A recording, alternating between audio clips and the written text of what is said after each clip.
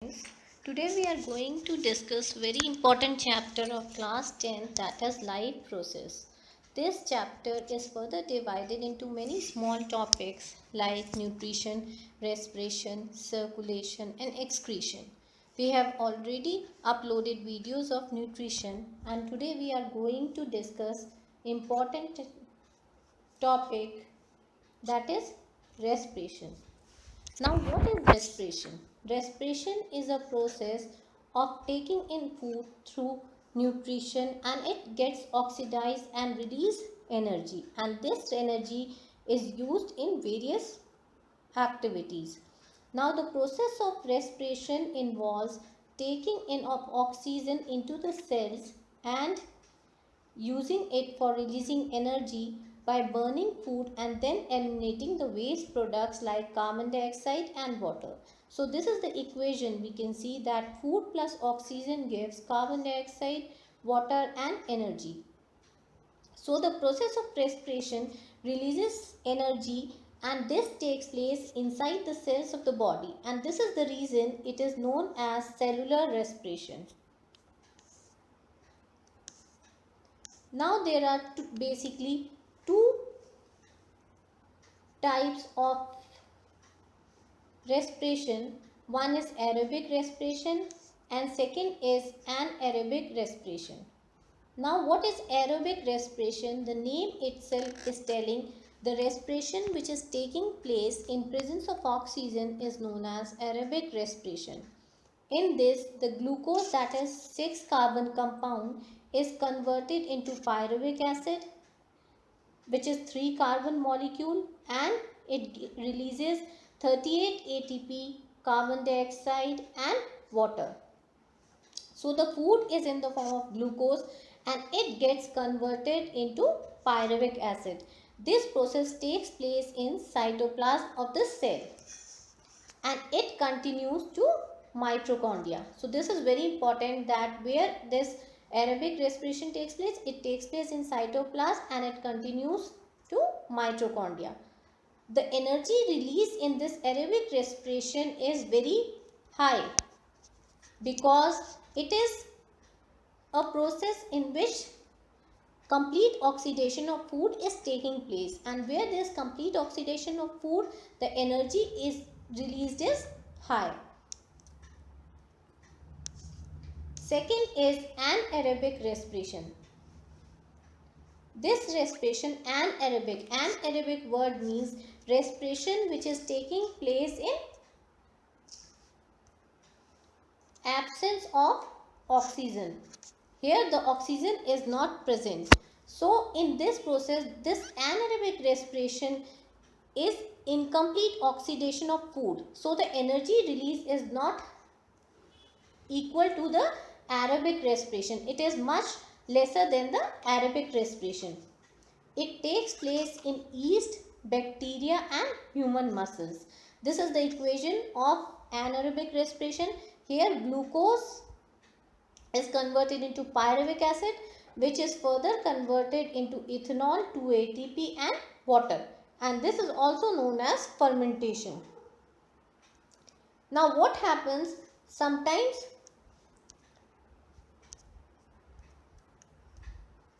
due to lack of oxygen in a muscle, another pathway takes place, and in this there is breakdown of pyruvate.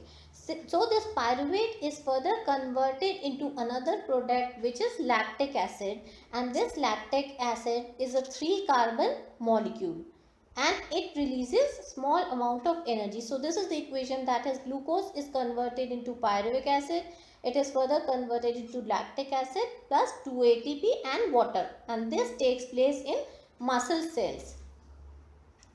So this is the flow chart. We can see that 6 carbon compound, that is glucose, in cytoplasm it is finally converted to 3 carbon compound, that is pyruvate. This pyruvate in mitochondria, aerobic respiration is taking place, that is respiration is taking place in presence of oxygen and it is giving carbon dioxide, water and energy. Now another pathway which is occurring in muscle cells, and this is occurring in lack of oxygen. And here the compound form is lactic acid. It is 3 carbon compound plus energy. And because of lactic acid, sometimes we can feel pain in our muscles when we exercise. So this is the pathway which is taking place in the muscle cell. Another is anaerobic respiration, which is taking place in yeast.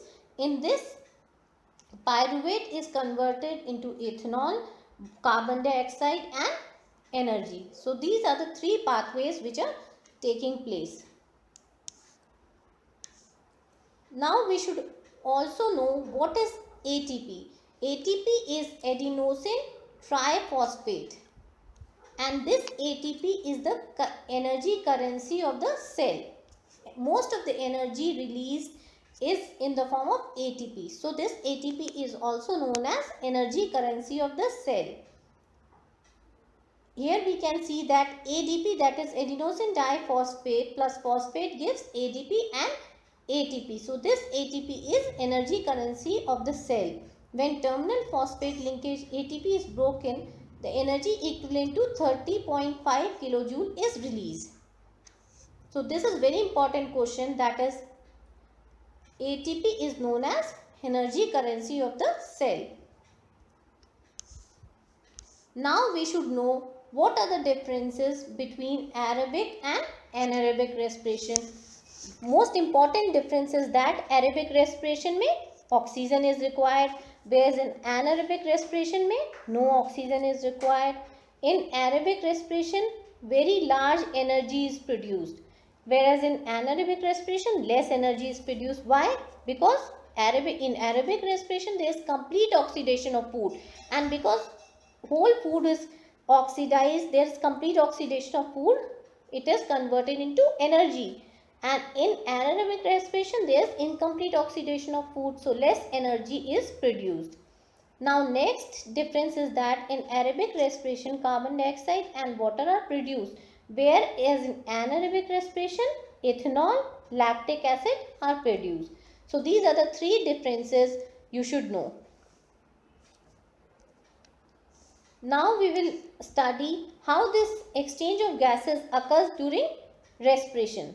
There are different organisms which uses different methods for the exchange of gases. Diffusion is one of the methods which is utilized by unicellular organisms.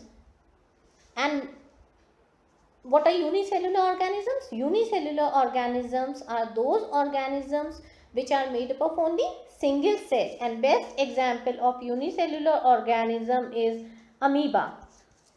So diffusion is the method which is utilized for respiration in amoeba. In plants, stem and roots, these are involved in gaseous exchange. In woody plants, gaseous exchange occurs through small pores which are known as lenticels.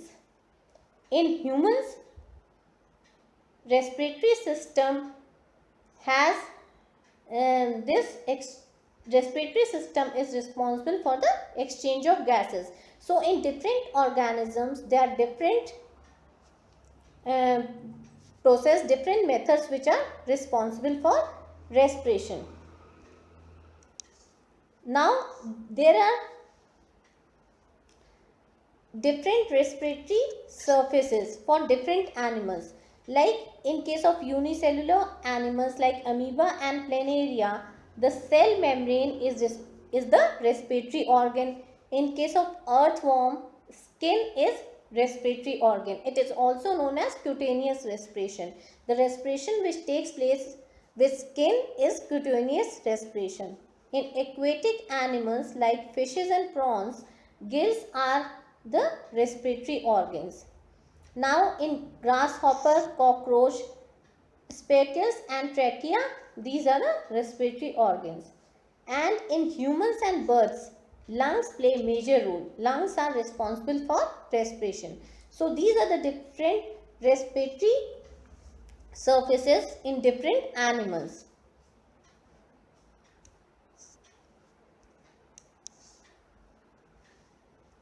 Now we should know what is the difference between respiration in plants and animals. In plants, these Roots, stems and leaves, these perform the respiration individual. Roots perform respiration, other sometimes stem is responsible for respiration, sometimes leaves is doing the respiration part, whereas in animals respiration is a single unit. In animals it is single unit.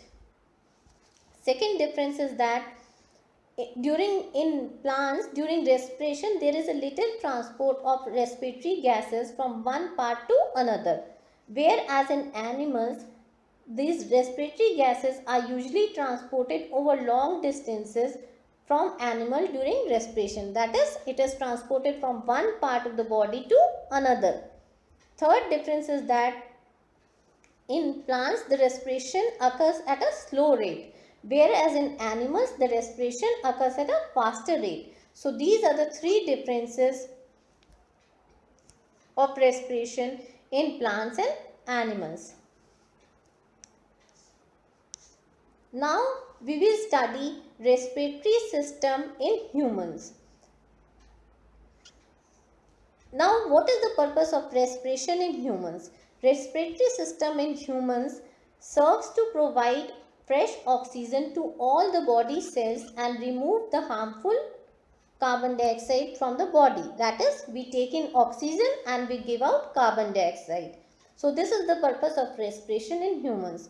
Now, the organs which are involved in this respiration, these are known as organs of respiratory system. All the organs which are involved in respiration are known as organs of respiratory system. This is the diagram we can see. This is diagram of human respiratory system. These are the different parts which are helping in respiration.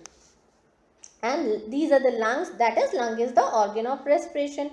Now the respiration starts from the mouth cavity. We can see this is mouth cavity, this is nasal chamber. After nasal chamber it is pharynx, after pharynx it is larynx. Now this is trachea, these are the rings of cartilage and lungs. So each part is playing important role in respiration. Respiration starts from the mouth cavity. We take in oxygen, it enters the pharynx, it enters larynx, rings of trachea, further it goes to these bronchioles. Further bronchioles are, after bronchioles it reaches the alveolar sac and this is the diaphragm, and after that CO2 is exhaled, means oxygen is going in and CO2 is going out. This is respiration. So every part is playing important role in respiration. Now we will study the parts and functions of respiratory system. So first part of respiratory system is nostril. Air is taken into the body through these nostrils, and these nostrils are lined by fine hair and mucus which helps to filter the air. The hair, fine hair and mucus which are present in the nostril, these helps to filter the air so that the air is clean. The air which is entering the nostril is clean. Now second part is nasal passage. Air entering the nostril leads to nasal passage which is responsible for conditioning the air. So this nasal passage condition the air which is entering through the nostril. Third part is pharynx. Nasal chamber further opens into pharynx and this passes the air to another part, that is larynx. Larynx is located in the neck region and in front of trachea and which produces sound. So this larynx is the part which is responsible for producing sound. This is also known as sound box. Next part is trachea. This trachea is known as windpipe. Now the air passes through the pharynx and it goes into the trachea. Incomplete rings of cartilage are also present in the trachea that open, allowing the passage to the air and to lungs, and these also preventing collapsing. So this incomplete rings which are present in the trachea, these allow the passage of air so that it can enter the lungs, and it further prevents it from collapsing. Another part is bronchi. Now this trachea further divides into smaller tubes which are known as bronchia, and after entering the thoracic cavity which further extends into each lung. Now this bronchi is further divided into smaller tubes which are known as bronchioles, and which finally leads to alveoli. These alveoli are balloon-like structures. These are very important. These are balloon-like structures and they are located inside the lungs. And the purpose of this alveoli is that it increases the surface area for the gaseous exchange. The main purpose is that it is increasing the surface area so that gaseous exchange can occur easily. Next part after alveoli is ribs. Human beings are having 12 pairs of bones that form a cage in the thoracic cavity, and movement of intercostal muscles are attached to these ribs, and these ribs are helping in breathing. So the function of ribs is that it is helping in the breathing. Now the most important part which is playing important role in respiration is lungs. So these are the primary organs of respiration, and they are located on two sides of heart, and they transport oxygen from the atmosphere and release carbon dioxide from blood to atmosphere. So these lungs are very important as they are transporting oxygen from atmosphere to inside the body, and they are releasing the carbon dioxide from blood to atmosphere. So this is ultimately respiration, that is taking in of oxygen and giving out carbon dioxide. So lungs is transporting, taking oxygen inside into the body and releasing this carbon dioxide which is present in the blood to atmosphere. Next part is diaphragm. This is muscular partition which is present between the thorax and the abdomen, and it forms the base of the chest cavity. So in respiration, two process takes place, that is inhalation and exhalation. So during inhalation, that is inhalation means taking in of oxygen. So during inhalation, it flattens and increasing the chest cavity. So during inhalation, this diaphragm is flattened and it increases the chest cavity. And in exhalation, that is giving out oxygen, giving out carbon dioxide, it relaxes. So in both the process, this diaphragm is playing important role, that is it is flattening during inhalation and relaxes during exhalation. Now how this gaseous exchange occurs in humans? We have to understand the mechanism of gaseous exchange in humans. Till now we have studied different parts, what are the different parts and what are the functions, what are the parts involved in respiration like nostrils, ribs, lungs, bronchi, bronchioles, and what are the functions. Every part is having a specific function, every part is playing a specific role in respiration, and because of this the respiration is taking place. Now how this gaseous exchange occurs in humans? Now the mechanism of moving oxygen and carbon dioxide out in human being is termed as gaseous exchange. So this movement of oxygen and giving out carbon dioxide, it is known as gaseous exchange, and gaseous exchange takes place in three steps. First is inhalation, second is exchange of oxygen and carbon dioxide in alveoli, and third is exhalation. So we have to remember all the three steps. First is inhalation. Inhalation, the word itself is telling it is a process of taking in of oxygen from the atmosphere. We are taking in oxygen from the atmosphere into the body, and which is the part which is playing important role in taking nostrils. So with the help of nostrils, oxygen is taking in from the atmosphere into the body. Now how this inhalation is occurring, that we have to study. First, air is taking in into the body through nostrils, and nostrils has hairs and mucus which is filtering the air and conditioning the air. So pure air is entering the body. Now the air then passes through the trachea. After nostril, the air is passing through trachea. Now further chest cavity becomes larger and the diaphragm is flattened. Further, finally the air is sucked into the lungs and it fills the alveoli.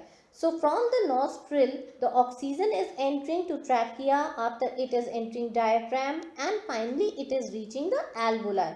So finally the oxygen reaches the alveoli, which is the main organ which is responsible for respiration. So this is the entire process of inhalation. Now second step is exchange of oxygen and carbon dioxide in alveoli. Now in alveoli, what is happening? The exchange of oxygen and carbon dioxide is taking place.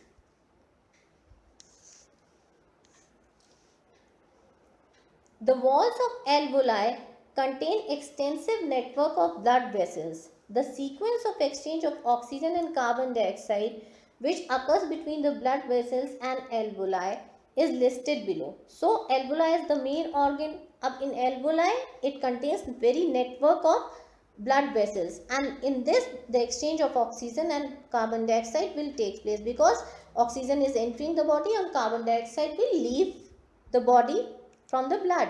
So how this exchange is taking place in alveoli?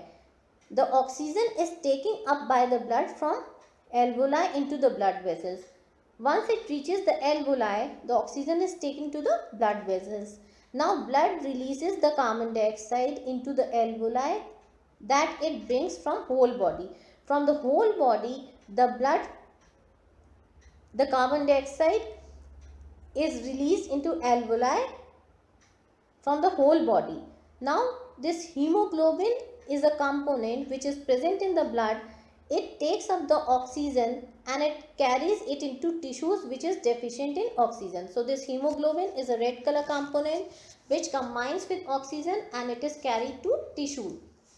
Now this oxygen which contains hemoglobin is then transported to all the cells of the blood by respiratory pigment and due to diffusion pressure. So this oxygen, finally the oxygen is transported to all the cells of the blood with hemoglobin, and this is occurring due to diffusion pressure.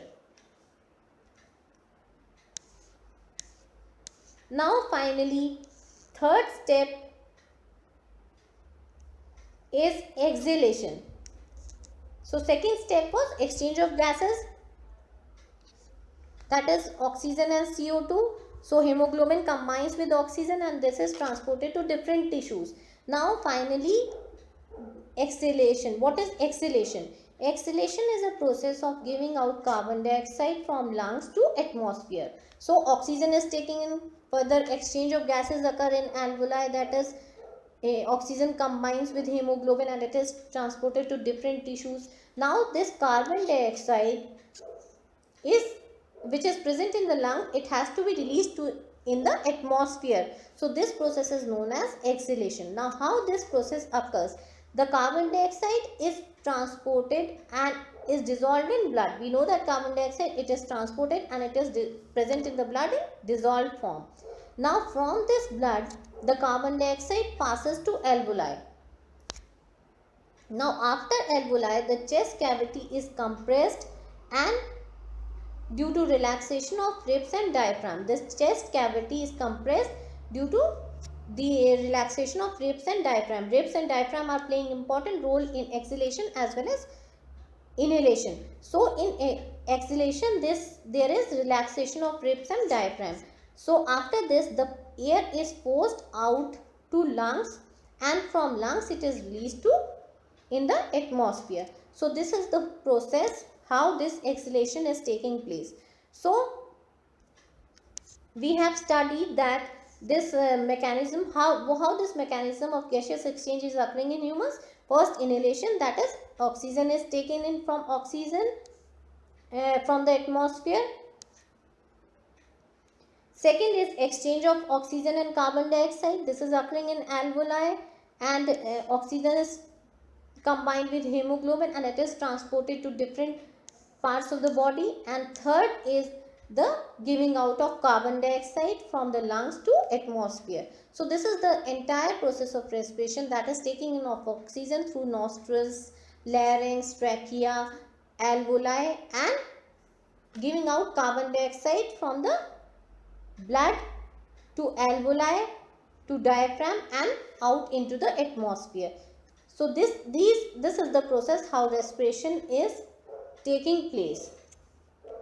So please subscribe my channel and press the bell icon so that we can bring more videos for your revision.